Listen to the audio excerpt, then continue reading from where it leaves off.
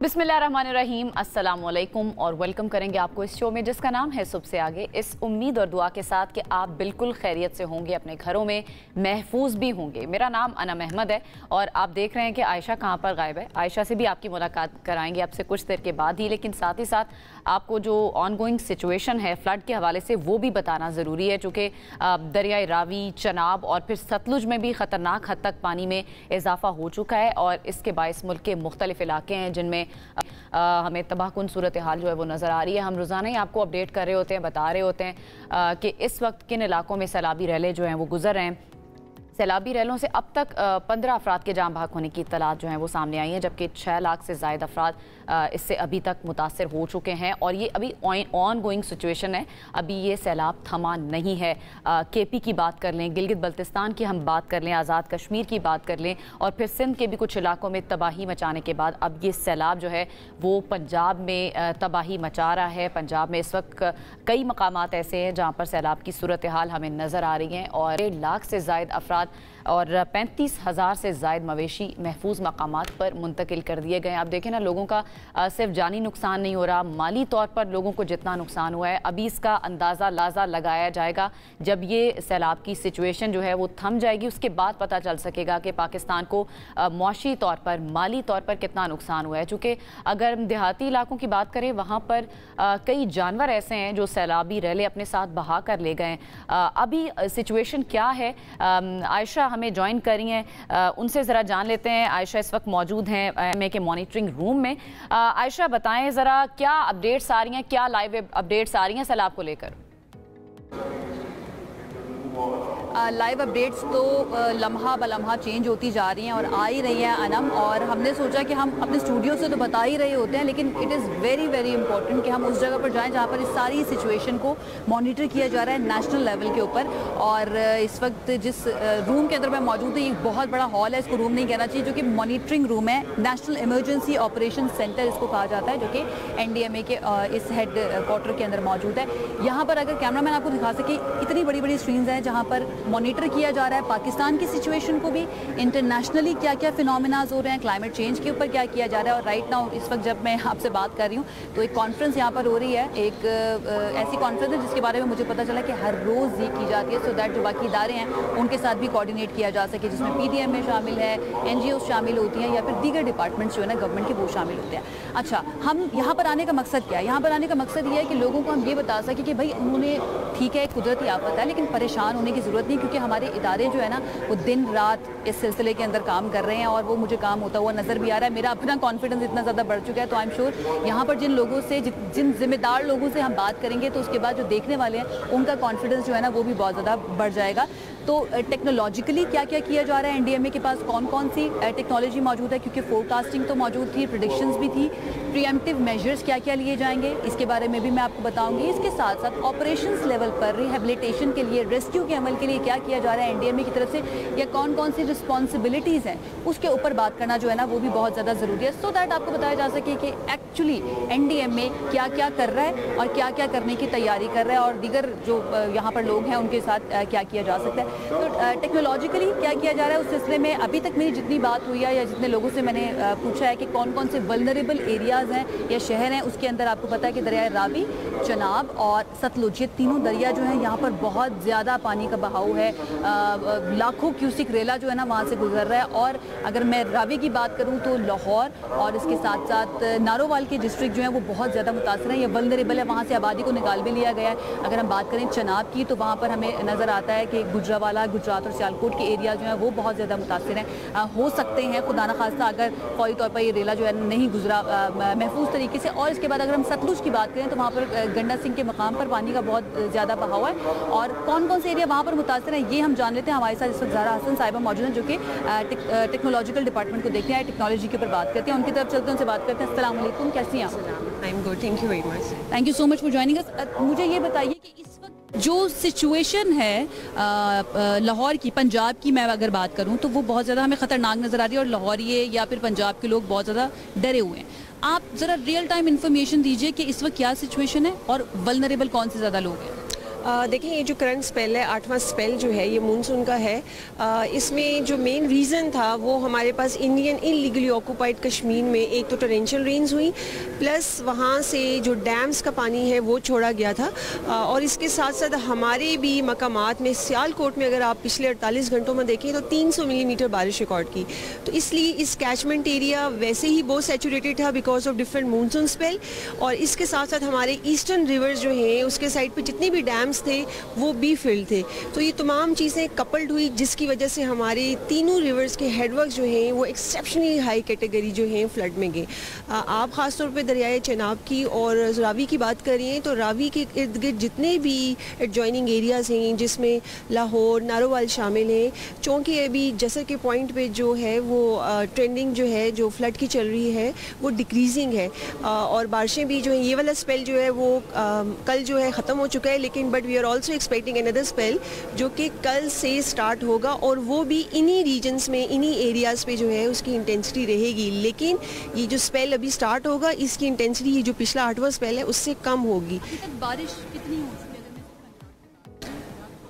और कौन से शहर ऐसे हैं जहाँ पे बहुत ज़्यादा बारिश रिकॉर्ड हुई है? देखिए, मैंने जैसा बताया था कि ये जो मानसून का स्पेल है और एनडीएमए ने अभी नहीं बल्कि 6 महीने पहले इसकी प्रोजेक्शन दे दी थी कि ये नॉर्थ ईस्टर्न साइड पे ज़्यादा इंटेंस रहेगा। उसमें पीर पंजाल के जितने भी मकामात हैं, लाहौर, नारोवाल, गुजरात, गुजरांवाला, इसके अलावा आज़ाद जम्मू कश्मीर के और जो सदर्न साइड है हमारी केपी की और गिलगित बल्तिस्तान की, यहाँ पे ये सिस्टम हमने काफ़ी स्ट्रॉन्ग देखा है आपने पिछले से जो स्पेल में। Is it travelling? क्योंकि पहले हमने केपी के अंदर ये फिनोमेनाज देखे, वहाँ पे तो क्लाउड बर्स्ट एंड ग्लोफ के फिनोमेनाज हमने देखे, उसके बाद हमने सिंध के अंदर तबाही देखी, एंड देन अब पंजाब की तरफ आ रहा है। Is it travelling this spell? Exactly, it is travelling because आपको पता है जो ये जो हवाओं का बेसिकली इसमें बहुत बड़ा रोल होता है, विंड पैटर्न्स होते हैं, प्रेशर इन्वॉल्व होता है इसमें, मेन चीज़ प्रेशर होती है। जहाँ पे भी लो प्रेशर डेवलप होता है वहाँ पे यू विल फाइंड वहाँ पे इंटेंस रेनफॉल होती है। आपको मैं एक बड़ी इंटरेस्टिंग बात बताऊं कि अगर आप इसको पिछले मानसून के मतलब उनके हिसाब से इसको कंपेयर करें तो कभी भी मानसून का पैटर्न जो है वो केपी तक नहीं किया, but now because of the climate change and because of the higher temperature it has been shifted almost 100 kilometre. और आगे आने वाले दिनों में जो है यू विल फाइंड इट कि इसमें मज़ीद चेंजेस आएंगी और इसकी वजह से मज़ीद we will be having to face some more disasters and some more hazards. But I believe कि इसके साथ साथ हमारी तैयारी मुकम्मल होनी चाहिए। Exactly, this was my next question. Are we ready? हमारे पास टेक्नोलॉजी या फिर जितनी भी हमारे पास रिसोर्स हैं हम उसकी तैयारी कर चुके हैं? जी बिल्कुल। अभी भी आप जहाँ पे खड़ी हैं नेशनल इमरजेंसी ऑपरेशन सेंटर, ये पाकिस्तान का अपना इंडिजिनस सेंटर है जहाँ पे we have all the latest technologies, the softwares, even the experts. We have the metrologist over here. यहाँ पे हमारे पास सिस्मोलॉजिस्ट हैं, हाइड्रोलॉजिस्ट हैं, AI स्पेशलिस्ट हैं, along with all the satellite capabilities. इस टाइम यहाँ पर हमारे पास 400 से ज़ायद जो है सैटेलाइट फीड आ रही है जो कि मुख्तलिफ सोर्सेज से है, नासा से है, जापान से है, यूरोपियन सैटेलाइट से। फिर हमने अपना एक ग्लोबल मॉडल बनाया है जिसको हम कहते हैं ग्लोबल कॉमन ऑपरेटिंग पिक्चर। वो ना सिर्फ पाकिस्तान बल्कि दुनिया की किसी भी खित्ते में कोई भी डिज़ास्टर जो है 10 महीने पहले उसमें कितना वो मटेरियलाइज होगा, we have that capability. Okay, अब एक आम आदमी का सवाल मैं आपसे पूछती हूँ जो उसके जहन में आता है, जो हमारे जहन में भी आता है, वो ये है कि अगर ये अर्ली वार्निंग्स मौजूद थी, प्रीएम्प्टिव मेजर्स लिए गए थे, फिर इतना नुकसान क्यों हुआ? गलती कहाँ पर हुई? Very good question. देखें, जिस तरह मैंने अभी बताया कि अगर आप बात करेंगी बुनेर की या बाजोर की, सवाबी की, आपने ये देखा हो कि मोस्टली जो भी घर होते हैं वो फुट हिल्स पे होते हैं अगर पहाड़ी इलाकों की बात की जाए। और आपने देखा होगा कि पिछले दर्जे हरारत काफ़ी ज़्यादा था तो उसकी वजह से स्नो मेल्टिंग हुई, दैट इज़ वन रीज़न। और फिर ऊपर से टोरेंशियल रेन होगी।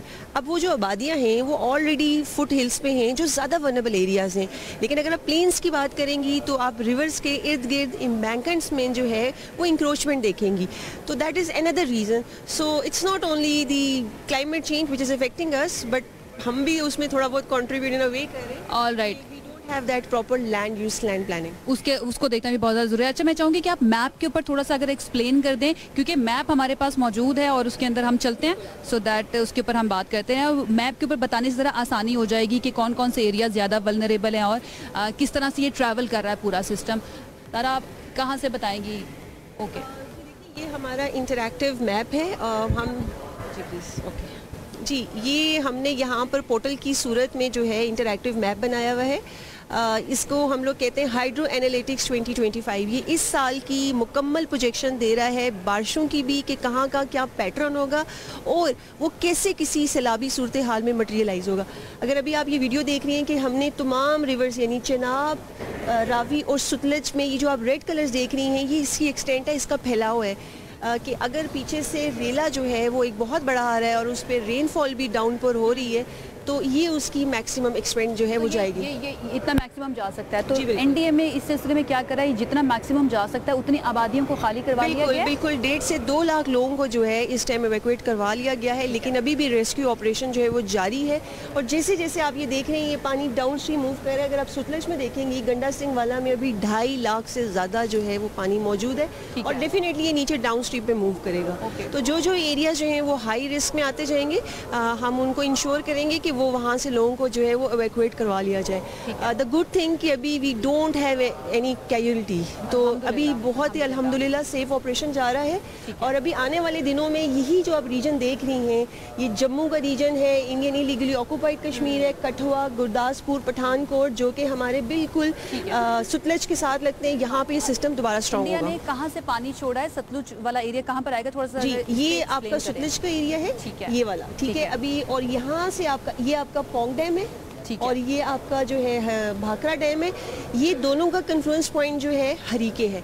यहाँ से पानी जो है फिर गंडा सिंह में दाखिल होता है, जो कि कसूर का एरिया लगता है, ठीक है, दाखिल हो रहा है इस वक्त। जी, जो बिल्कुल अभी आ रहा है वहाँ से, ठीक। लेकिन अभी जो है उन्होंने इसको रिलीज नहीं किया क्योंकि अभी बारिशें नहीं, उन्होंने अभी इसको कंट्रोल किया। But we can expect another release of water from them. Okay, वो कर सकते हैं। We must be ready for the surprises.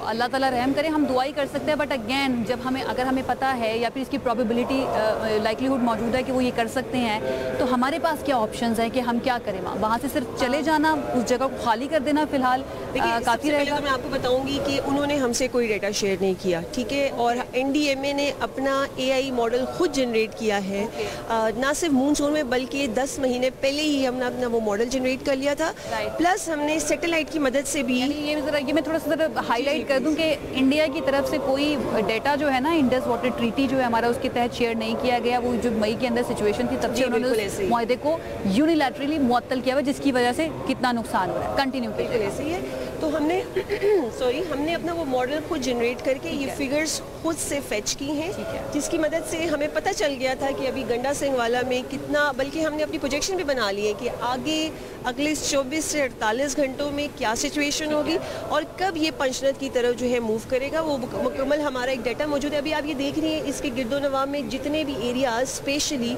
जो कि इंक्रोचमेंट में आते हैं, वो तमाम मैंने पर्सनली खुद, हमने एनडीएमए की टीम ने जो है इस इलाके का विजिट किया है, कसूर का। यानी हम ये कह सकते हैं कि नुकसान ज़्यादा जो हुआ है, स्पेशली केपी वाली साइड पर स्वाति और जो दीगर जहाँ पर क्लाउड बर्स्ट भी हुआ है, ग्लॉफ का फिनोमेना हुआ है, वो इंक्रोचमेंट्स की वजह से उन लोगों का जो इलीगल कंस्ट्रक्शन की हुई थी या रिवर बेड्स पर कंस्ट्रक्शन की हुई थी, वहाँ पर ज़्यादा नुकसान हुआ है। अच्छा, केपी की साइड पर मैंने जैसे आपको कहा था, पहाड़ी इलाकों में जो है वो फुट हिल्स पे, यानी आपका जो ऊपर अगर ग्लॉफ की आप बात कर रही हैं, तो जहाँ पर हाइट पर जो है वो आपके पहाड़ों पे तो घर पे नहीं होते, लेकिन नीचे फुट हिल्स वैलीज में घर बने हुए, आबादियाँ होती हैं, विलेजेस होते हैं। लेकिन अगर ज़रा सी बारिश ऊपर हो जाएगी तो वो फ्लैश फ्लडिंग की सूरत में आएगी और उस आबादी को नुकसान पहुँचाएगी।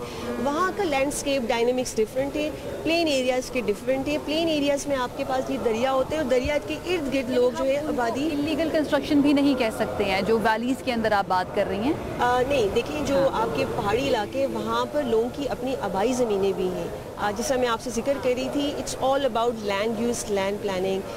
तो इसमें गौर ये करना चाहिए कि आने वाले दिनों में अगर आप कोई घर बना रहे हैं, तो उसका इंफ्रास्ट्रक्चर जो है वो उस हिसाब से लैंडस्केप के मुताबिक हो, रिजिलियंट हो, ताकि हम इस तरह के बड़े बड़े ख़तरात से बच सकें। एनडीएमए के प्रोग्रेटिव की बात करते हैं कि क्या क्या कुछ उसके इख्तियार के अंदर आता है। थिंक टैंक भी है, एक विंग का हिस्सा है एनडीएमए का। क्या वो थिंक टैंक जो है वो गवर्नमेंट के साथ इस डेटा को शेयर करता है कि कहाँ कहाँ इलीगल कंस्ट्रक्शन हुई हुई हैं, जहाँ पर पानी का बहाव हो सकता है खुदा न खासा मानसून में और जानी जा सकती है? क्या ये शेयर किया जाता है? जी बिल्कुल। मैं सबसे पहले आपको बताऊंगी, हमारा यहाँ पर एक डेडिकेटेड विंग है, इंफ्रास्ट्रक्चर विंग है, जिसने पूरे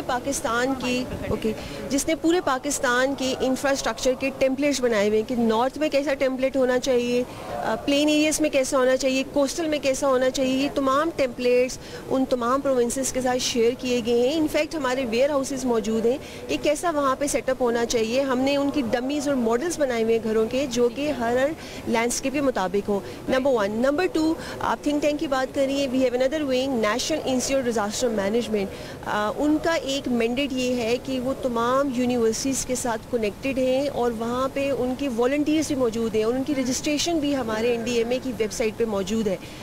इसके साथ साथ वो कैपेसिटी बिल्डिंग ट्रेनिंग्स करवाते हैं, ड्रिल्स करवाते हैं, सिमुलेशन एक्सरसाइज कराते हैं ऑन ग्राउंड। ना सिर्फ यूनिवर्सिटीज़ में इन्वाइटेड होती हैं बल्कि उसमें government officers, private organisations, NGOs involve होती हैं। और ये मशक़ें अभी नहीं कराई जा रही हैं, ये NDMA की एक प्रैक्टिस है जो कि वो पीस टाइम में भी करवाता है। But apparently it's not enough नज़ारा, क्योंकि उसके बावजूद, उन सब चीज़ों के बावजूद नुकसान तो हुआ है और लोगों को समझ नहीं आई। इट इज़ वेरी इंपॉर्टेंट कि हमारे सिलेबस के अंदर बच्चों को पढ़ाया जाए। एंड जिस तेज़ी के साथ क्लाइमेट चेंज और उसके कॉन्सिक्वेंसेस, उसके असरात हमें नज़र आ रहे हैं, तो डेफिनेटली इसके ऊपर मुझे ऐसा लगता है कि बहुत ज़्यादा काम करने की ज़रूरत है। अब चेयरमैन NDMA का एक बयान भी आया था, कल ही हम उसको कवर कर रहे थे अपने शो के अंदर। उसमें ये बताया गया था कि नेक्स्ट ईयर जो मानसून की बारिश होंगी वो इससे ज़्यादा डिज़ास्ट्रस हो सकती हैं। उसके लिए अगेन मेरा सवाल ये होता है, क्या हम तैयार हैं? हम तो इसके लिए तैयार नहीं थे, बट क्या हम तैयार हैं उसके लिए? देखिए, बिल्कुल चेयरमैन साहब ने बिल्कुल सही कहा है, चेयरमैन साहब ने बिल्कुल सही फरमाया है। देखिए, क्लाइमेट चेंज जो है ये इतना, इसमें वेरिएशन आ रही है, इसकी नेचर बहुत इरेटिक होती जा रही है। And you must be familiar with the reasons. We actually contribute in that in a way कि हमारे दरख्तों की कटाई हो रही है कंट्री वाइज। लेकिन अगर आप ग्लोबली बात करेंगी तो we are not the one जो कि इसमें ग्रीन हाउसेस में कंट्रीब्यूट करें। It is negligible, it is negligible. बिल्कुल ऐसे वो तरक्की याफ्ता ममालिक हैं जिनकी वजह से आज हम सफ़र कर रहे हैं। We are at the 4th vulnerable country.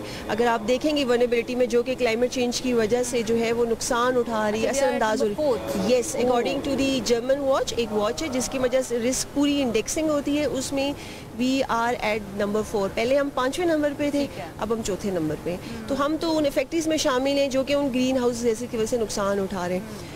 लेकिन इसके साथ साथ मैं आपको ये बताना चाहूँगी कि ये सिर्फ ऑर्गेनाइजेशन का या फिर किसी गवर्नमेंट का काम नहीं है, बल्कि ये हम सब की एक ह्यूमन कैपिटल का एक टर्म होती है जिसमें हर किसी ने अपना हिस्सा डालना पड़ता है। कोई शक नहीं है, हर किसी को रिस्पॉन्सिबिलिटी निभानी चाहिए। लेकिन रियासत जो होती है उसकी एक जिम्मेदारी होती है कि उसने अवेयर भी करना है लोगों को कि भाई ये खतरा आने वाला है। उसके लिए हम अपने तौर पर तो इंतजाम करें, but you have to be ready yourself. तो खैर इस वक्त जो सिचुएशन है उसके ऊपर मैं चाहूँगी कि ग्लोव का फिनोमेना, क्योंकि बहुत सारे लोगों को इसके बारे में नहीं पता है, उसको आप एक्सप्लेन कर दीजिए एक मरतबा कि व्हाट इज ग्लोव and why is it happening? Is it because of just the deforestation and climate change? क्या रीजन? ओके, देखिए, ग्लोव तो इसका मतलब है ग्लेशियर लेक आउटबर्स्ट फ्लडिंग। ठीक है, हमारे नॉर्थ में पर्टिकुलरली गिलगित बल्तिस्तान में और खैबर पख्तूनख्वा में ये झीलें मौजूद हैं जो किसी भी टाइम फट सकती हैं। अब इसकी वजह क्या होती है कि जब आपके पास जो स्नो कवर है, जहाँ दर्जे हरारत बढ़ेगा, जैसे कि अभी जो है नॉर्थ में आपने देखा होगा टेम्परेचर बहुत ज़्यादा था as compare to rest of the country, और नॉर्मली नॉर्थ में इतना टेम्परेचर की दर्जा हरारत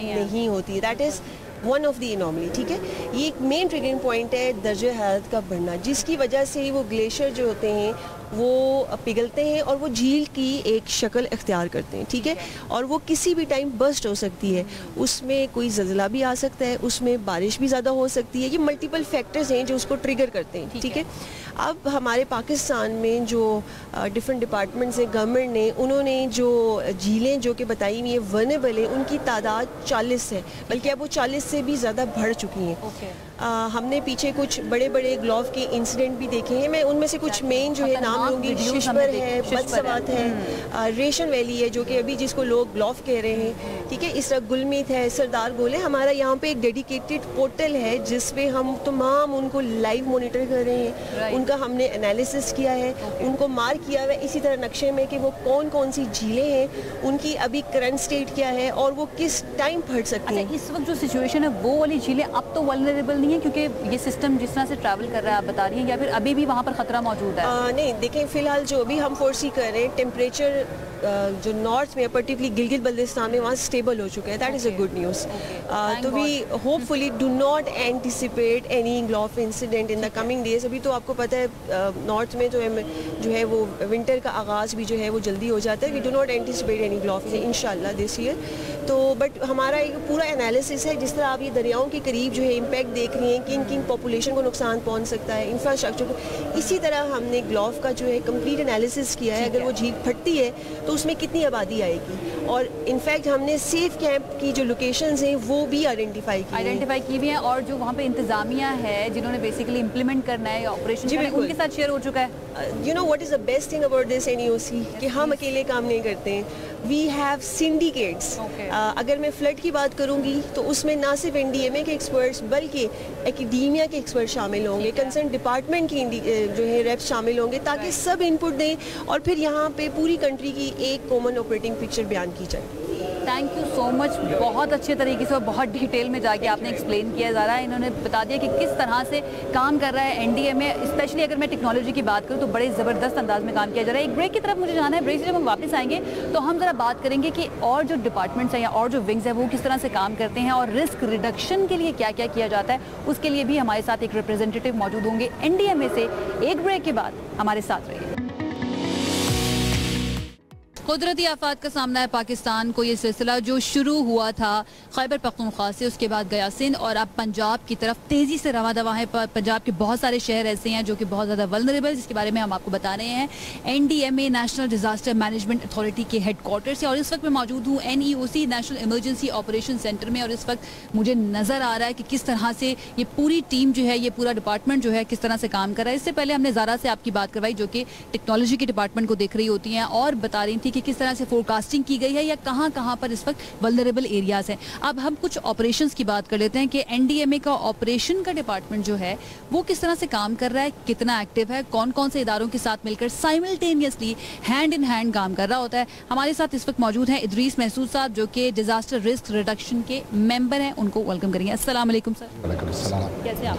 सबसे पहले तो मुझे सर ये बताइए कि हमने प्रीएम्प्टिव मेजर्स के बारे में तो बात कर ली, इस वक्त D-Day चल रहा है, हम अफेक्टेड हैं, लोग अफेक्ट हो रहे हैं और फौरी तौर पर उनको रेस्क्यू की ज़रूरत है, क्या इकदाम किए जा रहे हैं NDMA की तरफ से? देखिए जी, प्रीएम्प्टिव एक्शंस में जो एंटिसिपेटरी एक्शंस भी आते हैं जिसको पेशगी इकदाम कहते हैं, हमें जैसी मालूम हुआ कि ऊपर से उधर बारिशें इतनी ज़्यादा हो गई हैं और रेले आ रहे हैं हमारे तीनों जो ईस्टर्न रिवर्स में, उसमें जो एंटिसिपेटरी एक्शंस होते हैं, पहले से इवैक्यूएशन होती है, लोगों को महफूज मकामात पर मुंतकिल किया जाता है, उनके तमाम और उन चीज़ों का ख्याल रखा जाता है, कैंप्स बनाए जाते हैं, उधर उनको मेडिकल असिस्टेंस प्रोवाइड की जाती है, उस सारी अवेयरनेस भी प्रोवाइड की जाती है, जो इलाके हैं और जो ऐसे मेयर्स हैं जो लिए जा सकते हैं जिससे सैलाब का दबाव कम हो। जैसे कि कैसे मेजर्स होते हैं जो लिए? वो इस तरह है कि जिस तरह आपको मालूम होगा कि कल खानकी पे और कादराबाद पे 10,50,000 से ज़्यादा का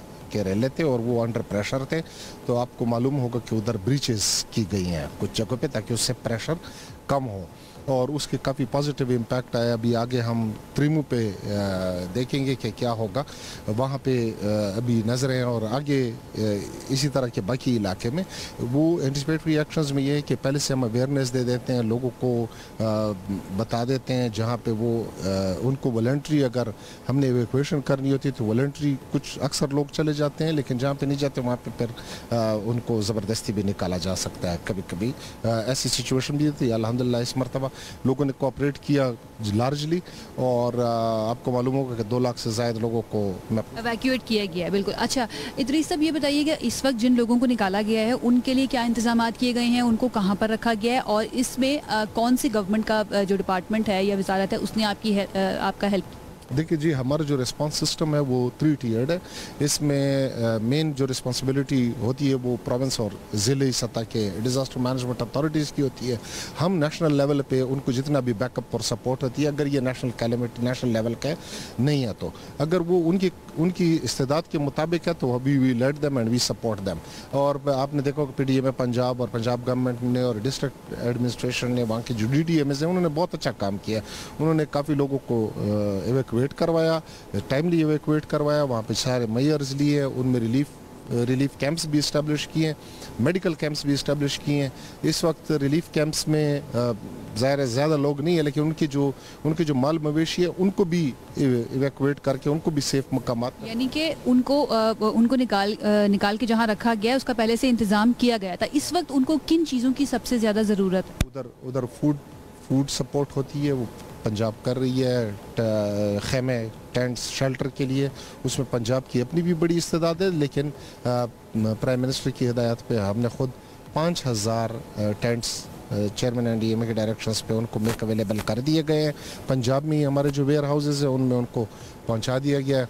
बाकी जो मेडिसिन, जो भी मेडिकल और सैनिटेशन और हाइजीन की जो चीज़ें चाहिए होती हैं वो पहुंचाई जाती हैं, और इंशाल्लाह जैसे ही ये पानी निकले उतरेगा तो उसके बाद ये असेसमेंट्स होंगी जो डैमेजेस होंगे। ठीक है, I really want to mention this right now, क्योंकि इसके बारे में बहुत ज़्यादा बात नहीं की जाती, पता नहीं क्यों टैबू क्यों बनाया हुआ है। इस तरह की जब भी कुदरती कोई आफत आती है तो ख़वातीन के लिए वॉशरूम्स का इंतज़ाम एंड ख़वातीन की जो अपनी ज़रूरतें होती है उनका इंतज़ाम जो है ना वो नहीं किया जाता, उस सिलसिले में कुछ किया गया ख़ास तौर पर?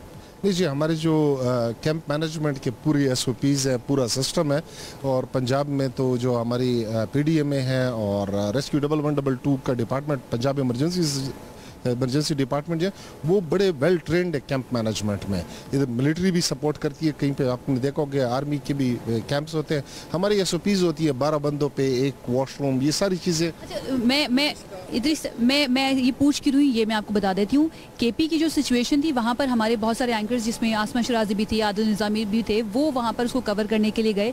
तो आसमा ने खास तौर पर ये बताया कि वहाँ पर ख़वातीन के लिए वॉशरूम्स का बहुत फुकदान है, वो अलहदा से डेडिकेटेड नहीं किए गए। इसलिए मैं ये सवाल कर रही हूँ कि इस सिलसिले में क्या कोई काम किया जा रहा है खास तौर? जी बिल्कुल, हमारा एक जेंडर एंड कम्युनिटी सेल है जो इन SOPs का, उन सारे इक़दामात का जायज़ा भी लेता है और वो पॉलिसीज़ और वो इक़दामात को इंश्योर भी करवाता है। आपको अगर मैं बताऊं, वहाँ पे हमारा एक होटल है जिसको आप देखेंगे, ये वाला, ये जो needs of affected vulnerable population, इसमें सिर्फ ख़वातीन नहीं है, इसमें डिसेबल्ड लोग भी हैं, इसमें बच्चे भी हैं, इसमें बूढ़े हजरात, जो बड़ी उम्र के हजरात हैं, हजरात और ख़वातीन दोनों, वो भी शामिल हैं, और ख़वातीन की स्पेसिफ़िक नीड्स भी होती हैं जिन इसमें जो एक्सपेक्ट कर रही होती है वो ख़वातीन भी होती हैं, उनके लिए सर्विसेज प्रोवाइड करना, हाइजीन किट्स प्रोवाइड करना, वो सारी चीज़ें हमारा ये ऑटोमेटिक एक सिस्टम होता है जो कैलकुलेट कर लेते हैं कि अगर इतना पॉपुलेशन अफेक्टेड है तो उसके लिए कितनी रिक्वायरमेंट है, वो हम चेक करते हैं। हमारे जो लॉजिस्टिक्स, जो प्रोविंशियल डिपार्टमेंट्स हैं,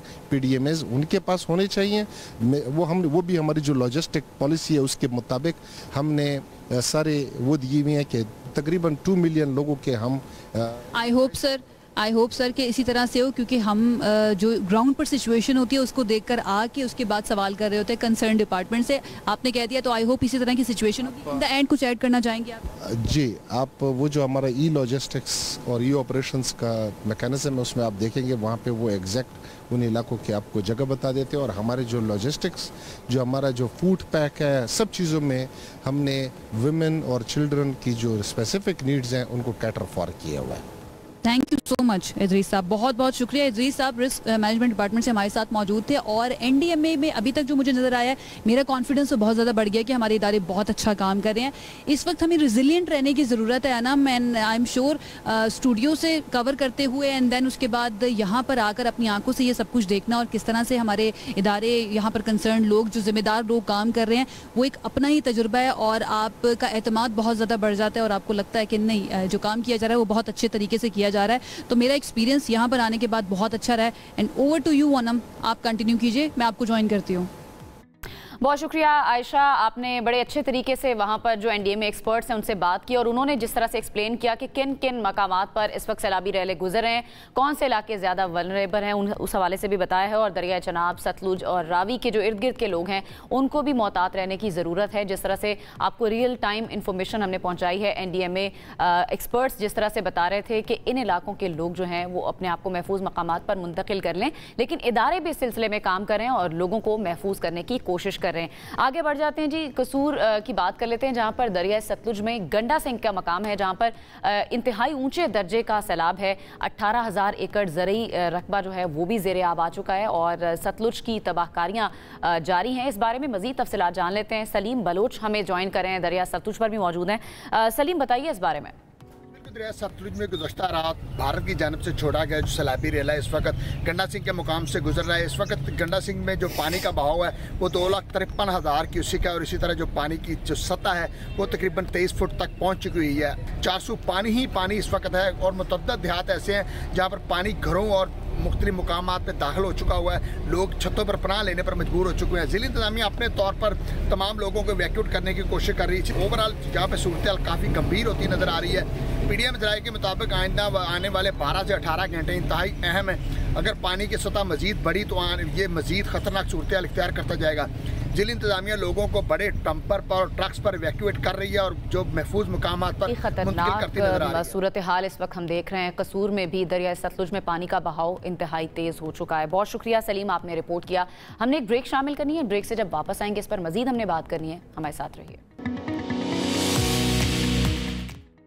ब्रेक के बाद आपको कहेंगे खुश आमदीद। सूरत हाल सैलाब के हवाले से हम आपको बता रहे हैं। सतलुज की अगर हम बात करें तो वहाँ पर भी भारत की आबी जारियत जो है वो जारी है। वहाँ पर दरिया सतलुज के सैलाबी पानी की शिद्दत मुसलसल हमें बढ़ती हुई दिखाई दे रही है। अगर हम एम्प्रेस ब्रिज की बात करें उसके करीब तकरीबन 3.5 लाख क्यूसेक पानी का रैला गुजरने की गुंजाइश मौजूद है।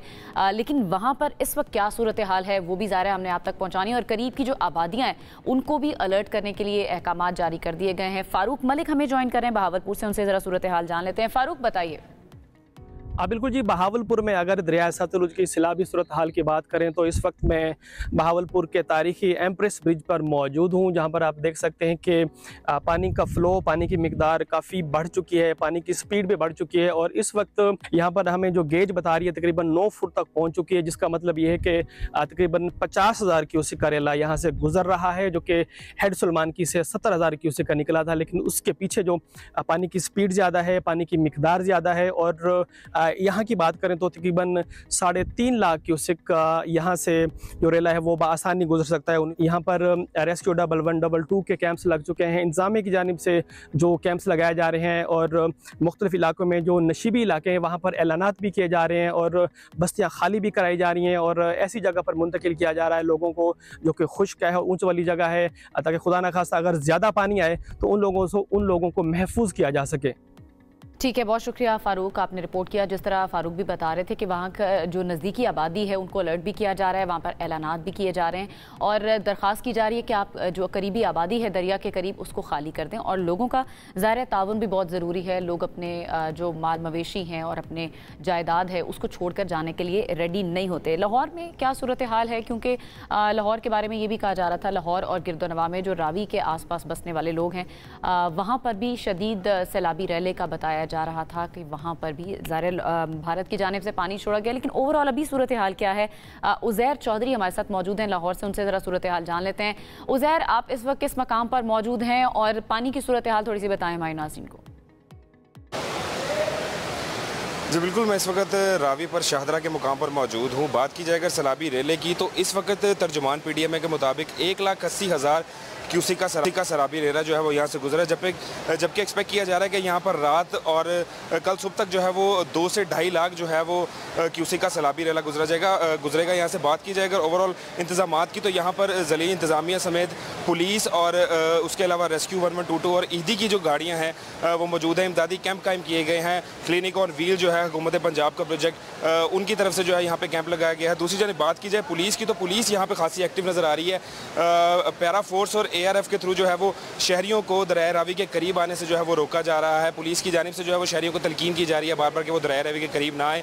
दूसरी जानिब बात करें अगर हम इनखला की तो दरिया रावी के करीब जितनी आबादी है उनको गुज़िश्ता रात से जो है उनका इनखला का काम शुरू कर दिया गया था। 1200 से ज़ायद तकरीबन ख़ानदान है जिनको गुज़िश्ता रोज़ से अब तक जो है वो रावी के करीब मौजूद इलाकों से इनखला करवा के मुख्तलिफ जगहों पर शिफ्ट किया गया है। हुकूमत पंजाब की जानिब से जो है वो रावी के करीब जो इलाके हैं उनमें 17 के करीब जो है वो फील्ड अस्पताल कायम किए गए हैं, जहाँ पर सैकड़ों की तादाद में जो ख़ानदान है जिनको इवैक्यूएट किया गया वहाँ पर उनको शिफ्ट किया गया है। टोटल 17 जो है वो फील्ड अस्पताल कायम किए गए हैं जहाँ पर अद्वियात समेत ग़ज़ाई किल्लत का सामना ना हो शहरियों को और ज़रूरी सामान जो है उनको वो भी मुहैया किया जा रहा है। दूसरी जानिब बात की जाए अगर हुकाम की तो अब से कुछ देर कबल गवर्नर पंजाब जो है वो यहाँ पर दौरा करके गए हैं, उनको हुकाम की जानिब से ब्रीफिंग दी गई है। इतलात मौसूल हो रही हैं कि लाहौर के जो नवाही इलाके हैं वहाँ पर जो है कुछ हद तक पानी दाखिल हो रहा है घरों में, लेकिन ओवरऑल अगर बात करें रेस्क्यू की जानिब से तो रेस्क्यू को गुज़िश्ता 3 दिनों के दौरान कि कुछ घरों में पानी दाखिल हो रहा है और लोगों का इनखला उसको भी यकीनी बनाया जा रहा है, लेकिन हम इस तरह की सूरत हाल में आमतौर पर देखते हैं लोग अपना घर बार छोड़ने को तैयार नहीं होते या इदारों से ताउन नहीं कर रहे होते। मुकम्मल तौर पर इनखला करीबी आबादियों का क्या कर लिया गया है या इस बारे में कोई प्लान मुरतब किया गया है? जी बिल्कुल, गुज़िश्ता रात को ही जो दरियाए रावी के करीब आबादियाँ थी, जब सैलाबी रेला तकरीबन 1 लाख क्यूसिक था, उनका इखला मुकम्मल कर लिया गया था। जब ये सैलाबी रेला 1.5 लाख प्लस हुआ है, यानी कि अब जो 1,80,000 क्यूसिक प्लस हुआ है, तो उसके बाद जो है वो कुछ इलाकों में पानी जाने की जो है वो इतलात मौसूल हुई हैं। हुक्काम की जानिब से बार बार शहरियों से अपील की जा रही है कि वो शहरी जो हैं वो हुक्काम के साथ ताउन करें। अब तक 1200 से ज़ायद जो है वो ख़ानदानों को इनखला करके उनको डिफरेंट जगहों पे शिफ्ट किया जा चुका है। शहरी भी जो है वो ताउन कर रहे हैं इंतज़ामिया के साथ, जबकि गुज़िश्ता रोज़ भी वज़ीर आला पंजाब यहाँ पर आए थे, अब गवर्नर पंजाब आए हैं। उसके अलावा गाए बगाए जो ऑफिशल्स हैं पंजाब गवर्नमेंट के, वो यहाँ पर आ रहे हैं, सूरत हाल का जायज़ा ले रहे हैं और शहरियों से मुकम्मल ताउन की अपील कर रहे हैं। मेरे पीछे आप देख सकते हैं कि ब्रिज मौजूद है यहाँ पर, हम गुज़िश्ता 2 रोज़ से यहाँ पर मौजूद हैं और रिपोर्टिंग कर रहे हैं। अगर मेरा कैमरा मैन आपको दिखा सके तो मेरे इस ब्रिज के नीचे जो 2 पिलर हैं, गुज़िश्ता 2 रोज़ पहले हम उस पिलर पर खड़े होकर रिपोर्टिंग कर रहे थे। हम तब जो पानी की रेला था वो 70 से 80 हज़ार क्यूसिक था, हम अब जो रेला है वो 1,80,000 पहुंच चुका है और आप देख सकती हैं कि वो जो पिलर हैं वो दोनों भर चुके हैं और पानी आहिस्ता आहिस्ता जो है वो ऊपर वाली साइड पे आ रहा है, जिसके तहत इंतजामिया की जानिब से जो है वो कार्रवाइयाँ की जा रही हैं। आप मौजूद हैं जिस मकाम पर आप बता भी रहे हैं कि 2 दिन पहले आप यहीं पर रिपोर्ट कर रहे थे, लेकिन अब ज़ाहिर है सूरत हाल बदल गई है, पानी का बहाव तेज़ हो रहा है। कितनी गुंजाइश है यहाँ पर पानी के गुजरने की और इस वक्त जो सैलाबी रेला है वो कितना पानी किस मिकदार में गुजरा है? जी बिल्कुल आयशा, अभी जो करंट सैलाबी रेला है वो 1,80,000 क्यूसिक का यहाँ से गुजर रहा है, जबकि ओवरऑल अगर इस बेड की बात की जाए तो रावी का जो इलाका है, शादरा का जो इलाका है, इसमें जो तकरीबन अगर हुकाम का दावा है कि यहाँ से 2 से 2.5 लाख क्यूसिक अगर सैलाबी रेला गुजरता है तो बासानी जो है वो यहाँ से गुजरा जा सकता है ये रेला। हुकाम का ये भी कहना है कि अभी जो हालात हैं उसके अकॉर्डिंगली तैयारियाँ जो है वो तमाम तर तैयारियाँ किसी भी सैलाबी रेले की किसी भी नागहानी अगर सिचुएशन होती है उस सूरत में तमाम तर इंतजाम उन्होंने मुकम्मल कर लिए हैं। अगर 2 लाख का सैलाबी रेला आता है या इससे अबव सैलाबी रेला यहाँ से क्रॉस करता है तो उससे रिलेटेड भी इंतजाम जो है वो हुकूमत पंजाब की जानिब से मुकम्मल किए गए हैं। आमतौर पर हम देखते हैं खुदा न खास्ता जहाँ पर पानी का बहाव ज़्यादा होता है तो वहाँ पर इस तरह के जो ब्रिज हैं उनको भी ख़तरा होता है, तो क्या हंगामी तौर पर इन ब्रिजेस को या इस तरह के दीगर जो पुल हैं उनको खाली कराने के कोई अहकामात हैं कि यहाँ से दूर रहें, गाड़ियाँ यहाँ से ना गुजारें? नहीं आयशा, फिलहाल ऐसे तो कोई अहकामात जारी नहीं किए गए। रावी का पुराना ब्रिज है, एक मजबूत ब्रिज है। लास्ट टाइम अनम अगर बात की जाए रावी के ब्रिज की तो ये लास्ट ईयर अगर मैं इसके बात करूं सैलाबी रेले की तो 2014 में आखिरी बार यहाँ से एक सैलाबी रेला गुजरा था जो 1.5 लाख क्यूसिक से ज़्यादा था। तो हम अब जो है वो किया जा रहा है कि तकरीबन 2 से 2.5 लाख का रेला यहाँ से गुजरेगा। कोई ब्रिज जो है उसको खाली कराने के अहकाम जारी नहीं किए गए। हाँ, अलबत्ता पुलिस की जानिब से शहरियों को ये तलकीन की जा रही है कि वो रावी के इस ब्रिज समेत जो दूसरे ब्रिजेज़ हैं उनसे दूर रहें। गुज़िश्ता रोज़ DIG ऑपरेशन लाहौर फैसल कामरान की जानिब से पुलिस को हिदायत जारी की गई थी कि लाहौर के 5 मुकामात जो सुंदर समेत इस्लामाबाद लाहौर मोटरवे थी, उसके अलावा सियालकोट मोटरवे, शादरा का मुकाम था, इन पर जो है वो पुलिस को एक्टिव करके कहा गया था कि शहरियों को ब्रिजेस के करीब खड़े होने से जो है वो मना किया जाए। उसके बाद हम देख रहे हैं काफ़ी तौर पर पुलिस भी एक्टिव है और दीगर ज़िले इदारे जो हैं वो भी एक्टिव हैं, शहरियों को तलकीन कर रहे हैं कि वो यहाँ पर खड़े ना हो। अलबत्ता ब्रिजेस के ऊपर से ट्रैफिक रोकने की या ब्रिजेस को खाली करवाने से रिलेटेड अभी तक कोई भी सरकारी जो है वो अहकाम जारी नहीं हुए। ठीक है उज़ैर, आपने बड़े तफसील से बताया कि तमाम जो इदारे हैं वो अलर्ट है। बहुत शुक्रिया उज़ैर, आपने रिपोर्ट किया। तमाम जो इदारे हैं वहाँ पर अलर्ट हैं और किसी भी हंगामी सूरत हाल से निमटने के लिए तैयार हैं और वहाँ पर लोगों को भी बार बार अपील की जा रही है कि आप ताउन करें, आप दरियाओं के करीब ना जाएँ, आप ब्रिजेस के करीब ना जाएँ, जितना हो सके इस पानी के बहाव से दूर रहने की कोशिश करें। और जो करीबी आबादियाँ हैं उनको भी कहा जा रहा है कि आप प्लीज़ खाली कर दें ताकि आप अपनी और अपने प्यारों की ज़िंदगी जो है वो बचा सकें। अब दरिया सिंध की थोड़ी सी बात कर लेते हैं। पाकिस्तान की ज़मीनों को ज़िंदगी देने वाला ये बड़ा दरिया है और ये दरिया बर्फ़पोश पहाड़ों से होता हुआ फिर समंदर में जाकर गिरता है। अब दरिया सिंध का जो सफ़र है, कहाँ कहाँ से ये गुजरता है और फिर ये कहाँ तक जाता है, इस पर एक रिपोर्ट हमने खुसूसी तौर पर तैयार की है, आप वो दिखाते हैं।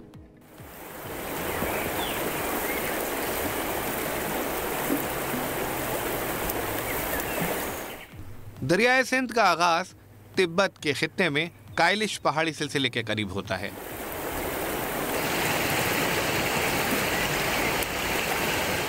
ये दरिया लद्दाख से होता हुआ गिलगित बल्तिस्तान में पाकिस्तान में दाखिल होता है।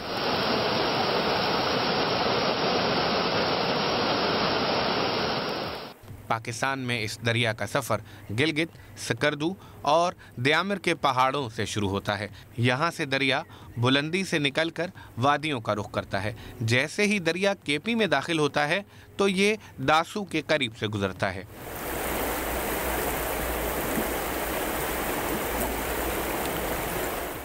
तरबेला डैम पर इसको सबसे बड़े पनबिजली मंसूबे में इस्तेमाल किया जाता है।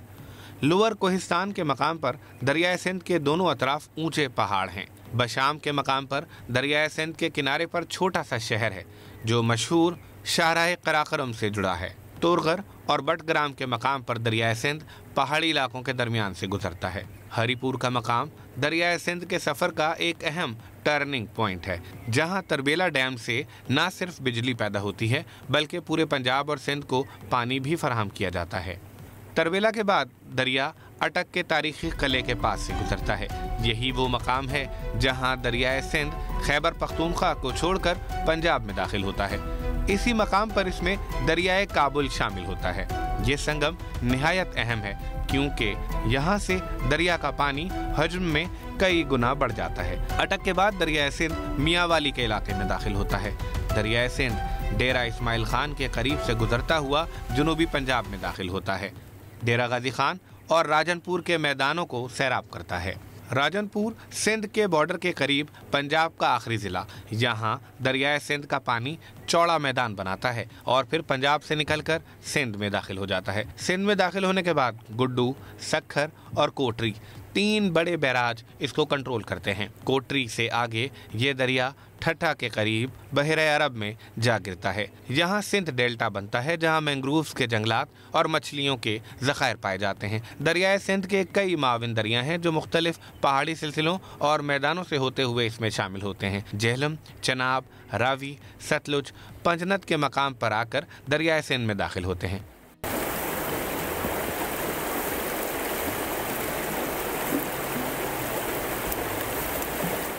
दयामिर के पहाड़ों से निकलकर हज़ारों मील का सफ़र तय करता दरियाए सिंध ज़मीनों को सैराब करता, शहरियों को ज़िंदगी देता है और बिलाखिर समंदर में उतरकर अपने सफ़र को मुकम्मल करता है।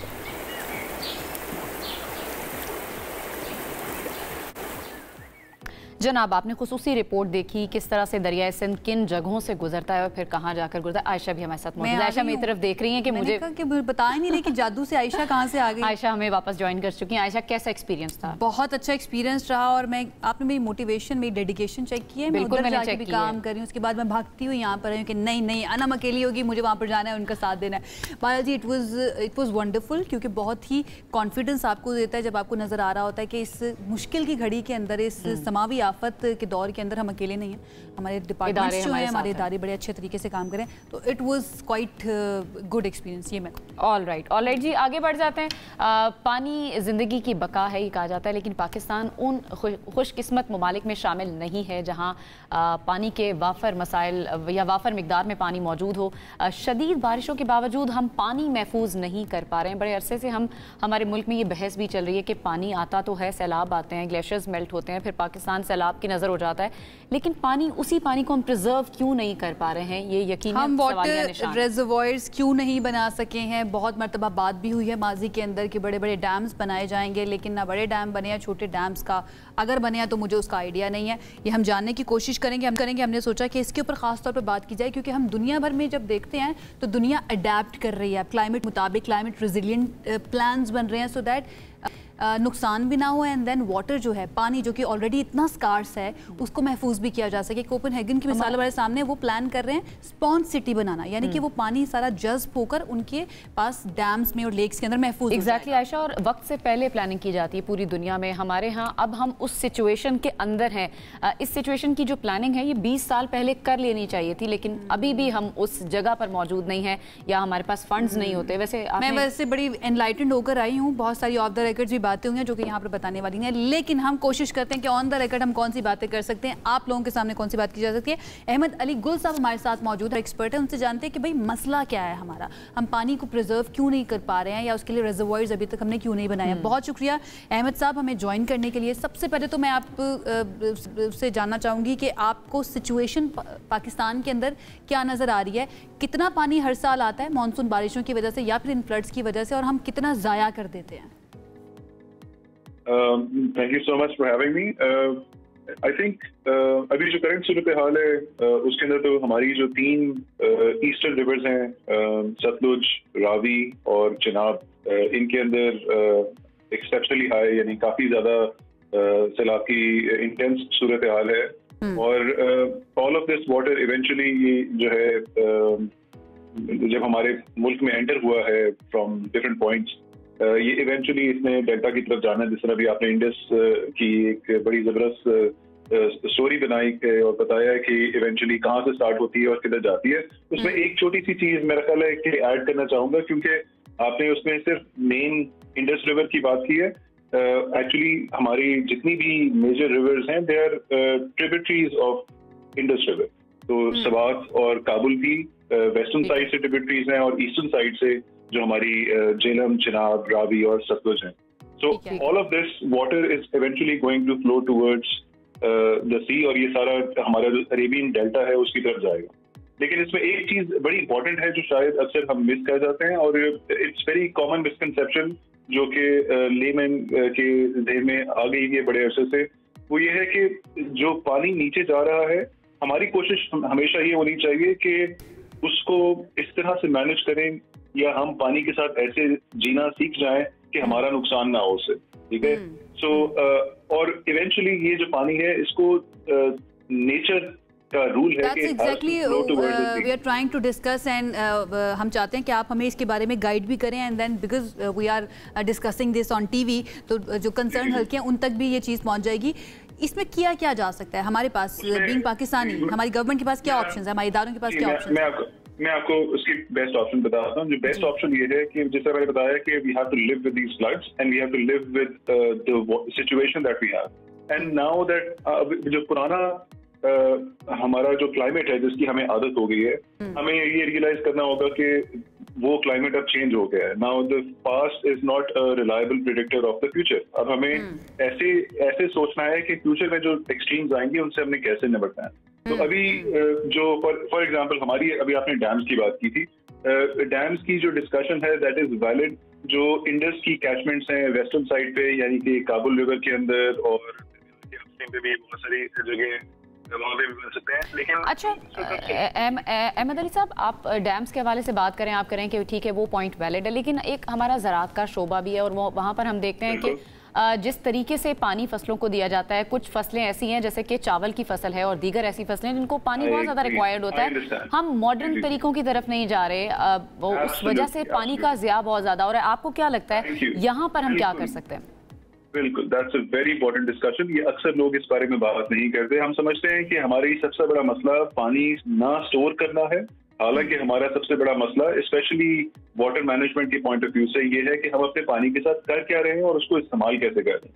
पूरी दुनिया हाई एफिशिएंसी इरिगेशन सिस्टम्स को इस्तेमाल कर रही है और हम लोग एक एरिड कंट्री में होके, यानी एक ऐसा मुल्क जहाँ पे पानी की हमारी जरूरियात से कम है, उसको हम पानी को फ्लड इरिगेशन, जो कि कॉलोनियल हमारा एक सिस्टम बना हुआ है, बहुत पुराना सिस्टम बना, उसके जरिए हम अपनी फसलों को पानी देते हैं, आपूर्ति करते हैं और उसमें बहुत ज्यादा वाटर लॉसेज होते हैं।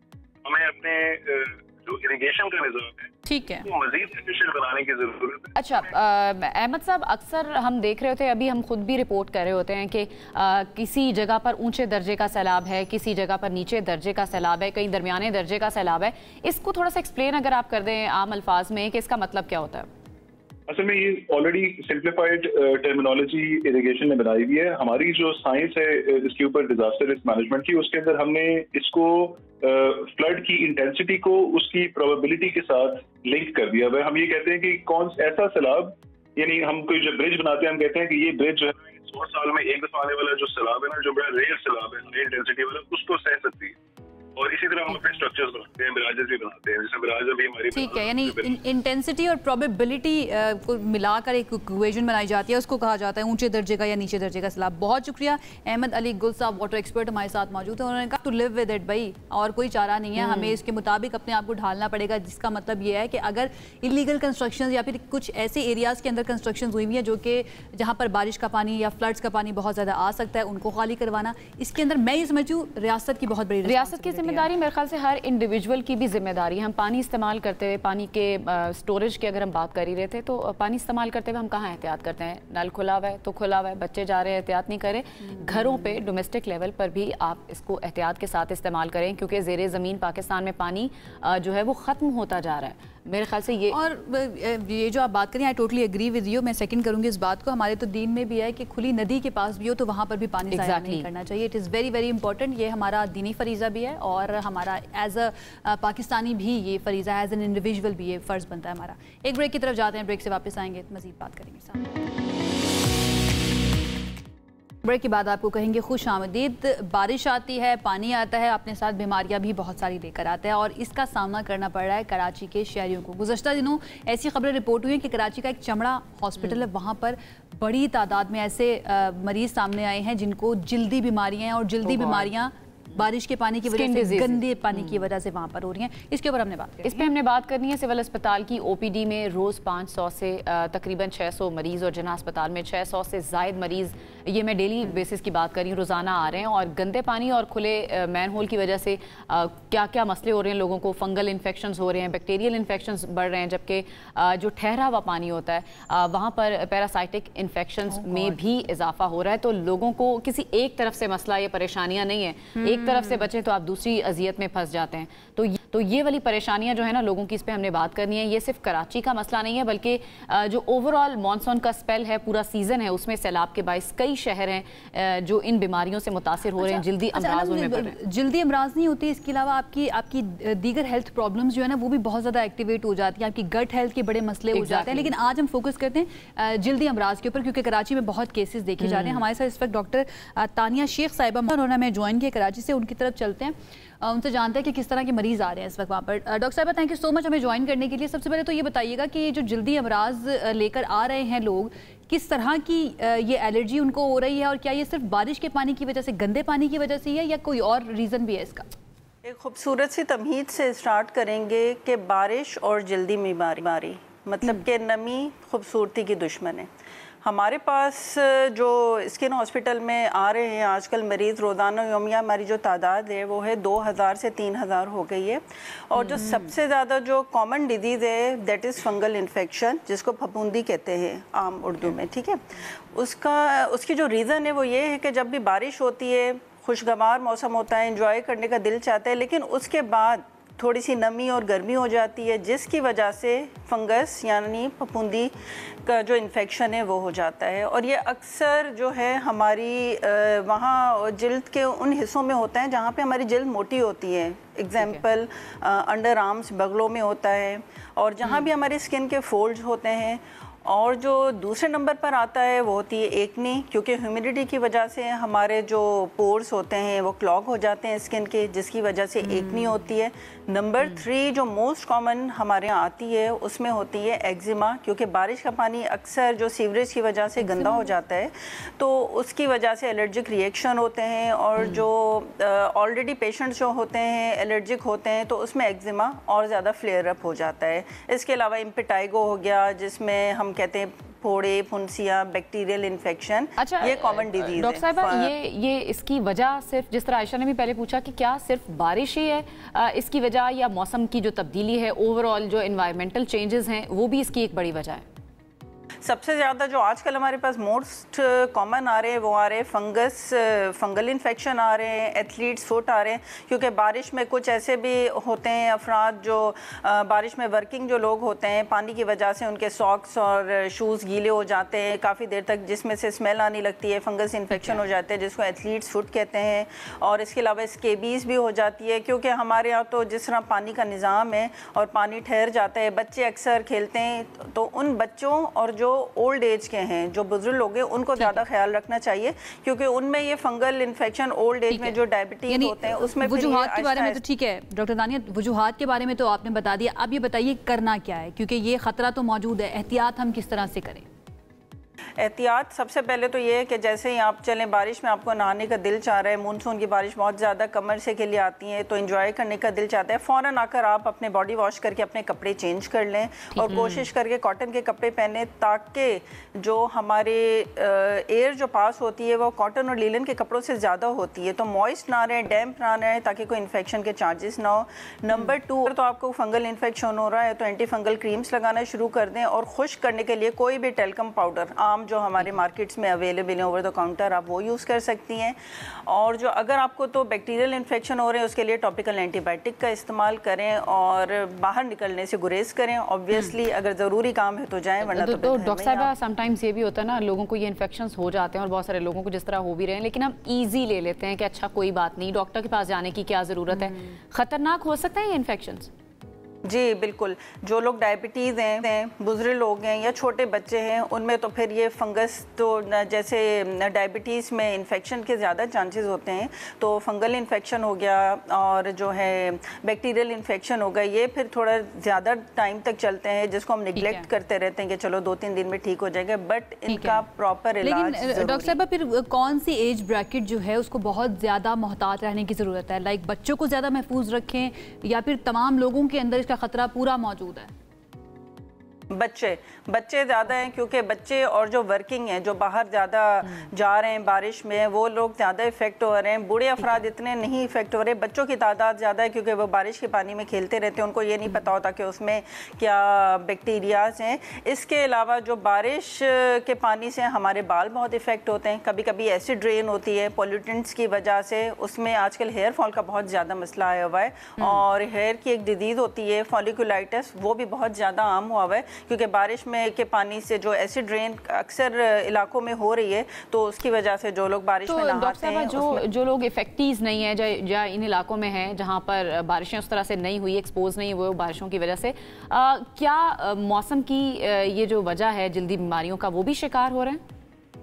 देखिए, बारिश के बाद तो नमी, ह्यूमिडिटी ज़रूर होती है। जो लोग घर में बैठे हुए हैं वो लोग अपने जो क्लोथिंग का एहतियात करें, कॉटन के कपड़े पहनें, खुली जगह पर बैठें, ठीक है, पंखे के नीचे बैठें, और अगर ज़्यादा उनको स्वेटिंग हो रही है तो कोई भी टेल्कम पाउडर यूज़ करें, और अगर फंगल इन्फेक्शन हो रहा है तो फंगल क्रीम यूज़ करें, और बस सबसे अच्छी टिप ये है कि खुली और हवादार जगह पर बैठें, और अगर तो पसीना आ रहा है तो फ़ौरन जाके कपड़े चेंज कर लें या पसीना को खुश्क कर दें, ताकि फ़ौरन कपड़े चेंज करना बड़ा ज़रूरी है अगर आप बारिश के पानी में भीगें या फिर आप गए और आपको खड़ा हुआ पानी जो है वो लग चुका है। बहुत शुक्रिया डॉक्टर तानिया शेख हमारे साथ मौजूद थी, बड़े अच्छे तरीके से उन्होंने एक्सप्लेन किया है कि कैसे अपने आप को महफूज रखना है। एक मेरे पास भी आइडिया है जो मैं कहती हूँ, वो ये कि अगर पानी खुश्क नहीं हो रहा, भाई ब्लो ड्राई लें, अपनी स्किन को अच्छी तरह से खुश्क करें। जब स्किन खुश्क होगी तो फिर वहाँ पर कोई बैक्टीरियल इन्फेक्शन जो है ना, और शावर जरूर लें बाहर से जब आते हैं, मुँह हाथ अच्छी तरीके से धोएं, साबुन का इस्तेमाल करें, और तो जरासीम को दूर भगाएं। वैसे भी लेते रहना चाहिए, जरूरी नहीं है कि उसके लिए बारिश के आजकल जरा ज्यादा एहतियात करें, अपने आप को साफ सुथरा रखें भाई, this is the most important thing. जितना साफ रहेंगे हाइजीन का ख्याल रखें, इन्फेक्शन से दूर रहेंगे। एक ब्रेक की तरफ जाते हैं, ब्रेक से वापस आएंगे,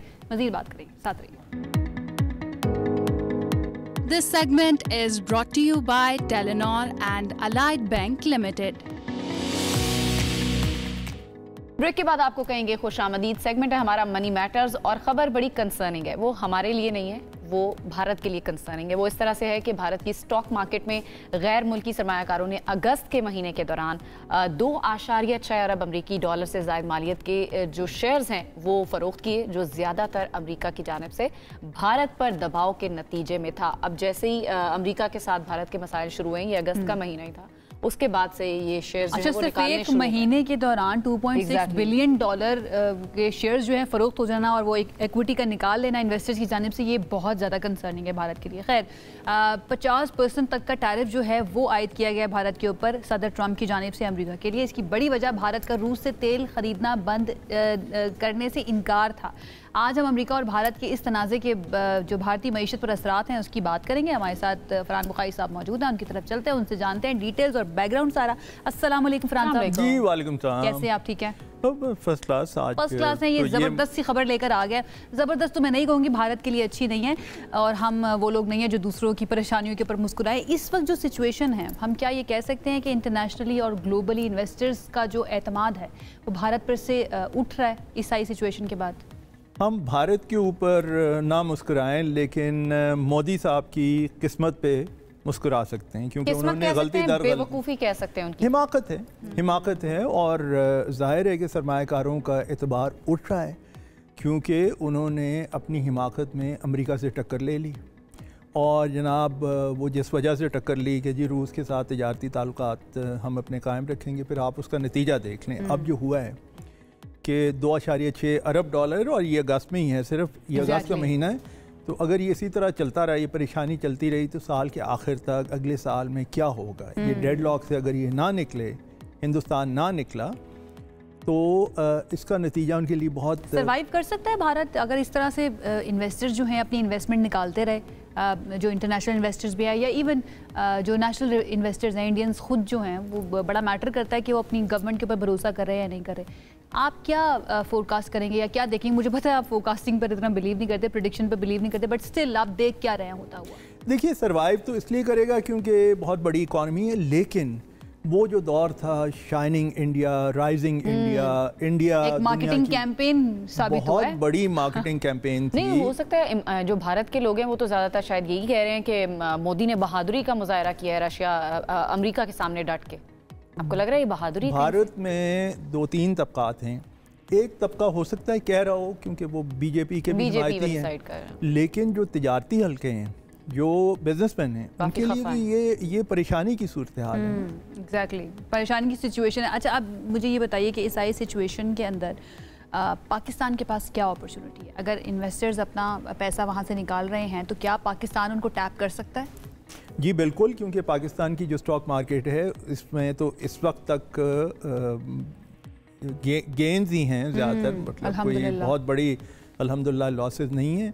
और पाकिस्तान को इसके अलावा अपने मुल्की हालात पे भी तवज्जो देने की ज़रूरत है, जो कि आजकल हो रहा है, जो सैलाब की सूरत हाल है। तो अपनी इंटरनल सिचुएशन को बेहतर करें और बाहर के लोगों को अट्रैक्ट करने की कोशिश करें जहाँ पे भी मौक़े हैं। अगर स्टॉक मार्केट बेहतर है तो फिर बिस्मिल्लाह करें, जाके बैरूनी सरमायाकार जो निकल के गए इंडिया से उन्हें लेके आएँ। तो इंटरनेशनल इन्वेस्टर्स के लिए पाकिस्तान में आप किस तरह से देख रहे हैं? उनके लिए क्या ऐसी चीज़ है जिसको देख के वो पाकिस्तान आएंगे? क्या अपॉर्चुनिटीज़ देख के आएंगे? देखिए, सबसे बड़ा तो जहाँ तक ये ताल्लुक़ है स्टॉक मार्केट का, उसकी तारीख पिछले 8 या 10 महीने में जो है अभी तक अच्छी चली आ रही है। और इक्विटी इन्वेस्टर्स, स्टॉक मार्केट के जो इन्वेस्टर्स हैं, वो उसे देख के अपना फैसले कर सकते हैं। ये सारी दुनिया में ट्रेंड चलता है। बाकी मजमूई तौर पे जो पाकिस्तान की बजट की सूरत हाल आज से 2 साल पहले थी, अब नहीं है। लोग मजमूई तौर पे ब्रॉड इकॉनमी के बारे में अब अच्छी आरा रखते हैं और काफ़ी पब्लिक में भी आई हैं। हम निकले में हैं। जी बिल्कुल। और फिर बैनुल-अक़वामी सतह पर जो ख़ास तौर पे फील्ड मार्शल आसिम मुनीर साहब का वाशिंगटन का दौरा हुआ, प्रेसिडेंट ट्रंप से मुलाकात हुई, उसके बाद अभी तक आप देखिए कि कई जगहों पे अच्छे रिव्यूज़ आ रहे हैं। सो ये सारी की सारी चीज़ें ऐसी हैं जिनको हम प्रमोट कर सकते हैं। साहब, अब इंडिया के पास क्या ऑप्शंस हैं? एक तो अपना इमेज बिल्डिंग के लिए, वापस रीगेन करने के लिए, अमेरिका के साथ ताल्लुकात वापस करने के लिए, और अभी जिस सूरत हाल में इंडिया फंस गया उसके लिए। देखिए, एक आम सी मिसाल है, अगर कोई आप बर्तन तोड़ दें तो फिर उसे जोड़ने में बड़ा वक्त लगता है। आप वो कितनी भी एपॉक्सी या कोई और चीज़ लेके आएँ, बैठें और जोड़ें, वक्त लगता है, और उसके जो वो हैं टूटे हुए बर्तन के जो निशानात हैं वो भी रहते हैं। तो इसी तरह इकॉनमी का भी मामला है। अगर एक दफ़ा आपने भगा दिया लोगों को अपनी हठधर्मी की वजह से, फिर आपको वापस सरमायाकारों को लाते हुए बहुत वक्त लगेगा। लेकिन सबसे पहले मोदी साहब को अपनी पॉलिसीज़ हठधर्मी के साथ साथ हम फरहान साहब ओवर कॉन्फिडेंस भी कह सकते हैं इंडिया का या मोदी सरकार का, कि वो ये समझते थे कि वो एक सुपर पावर से अगर पंगा लेंगे, अगर मैं ये वर्ड कह सकती हूँ, तो उससे पंगा लेकर जो है ना हम वो शायद सर्वाइव भी उस तरह से कर देंगे, सर्वाइव वो कर लेंगे। लेकिन साउथ एशिया के अंदर अगर हम खास तौर पर बात करें तो हालत काफ़ी पतली नज़र आ रही है और इंटरनेशनली आइसोलेशन की तरफ इंडिया जाता हुआ नज़र आ रहा है। क्यों? क्योंकि इन्वेस्टर्स जो है वो अपना पैसा भी निकाल रहे हैं भारत से। इसमें एक मैं चीज़ ऐड कर दूं, खत्म हो गई, जल्दी से ऐड बिल्कुल, कि जो पाकिस्तान से भी टक्कर ली, मई में और उसका भी जो नतीजा निकला तो वो दूसरी एक बड़ी हिमाकत थी। और अगर ऐसी हिमाकतें करते रहे, अगर अपने हमसायों के साथ भी मिल बैठ के चले तो उनके अपने लिए भी फायदा है, रीजन के लिए भी फायदा है। इसी नोट पे हमने इस प्रोग्राम को क्लोज करना है। हमें दीजिए इजाजत, अल्लाह ने के बाद।